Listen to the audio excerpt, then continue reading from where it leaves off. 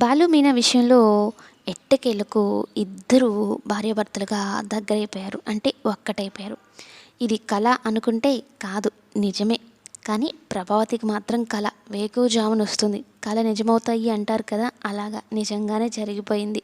కానీ ఇది పెద్ద పిడుగులాంటి వార్త ప్రభావతికి. మీనా నిద్ర లేచినప్పుడు చాలా సంతోషంగా ఉంటుంది. కానీ బాలు విషయంలో ఏంటంటే తనకు ఒక కల వస్తుంది. ఇక కార్యం జరిగిపోయింది కాబట్టి పిల్లలు పుడతారు కదా! అలాగ ముందే ఊహించేసుకొని కలలు కనిస్తూ ఉన్నాడు. అమ్మో! పిల్లలా?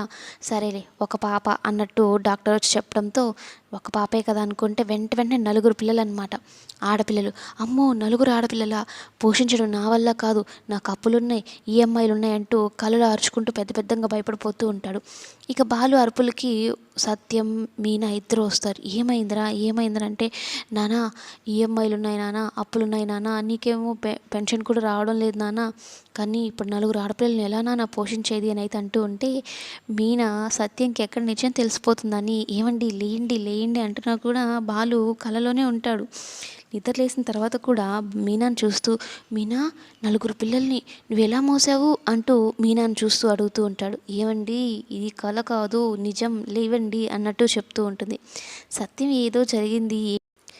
ఏంట్రా పిల్లలంటావు, ఈఎంఐలంటావు, అసలు ఏమైందిరా, గాలి ఏమైనా సోకిందా అంటూ సత్యం భయపడుతూ కానీ మీనా ఎంత హ్యాపీగా ఉంటుందో, చాలా క్యూట్గా స్మైల్ ఇస్తూ సిగ్గుపడుతూ ఉంటే చాలా ముచ్చటగా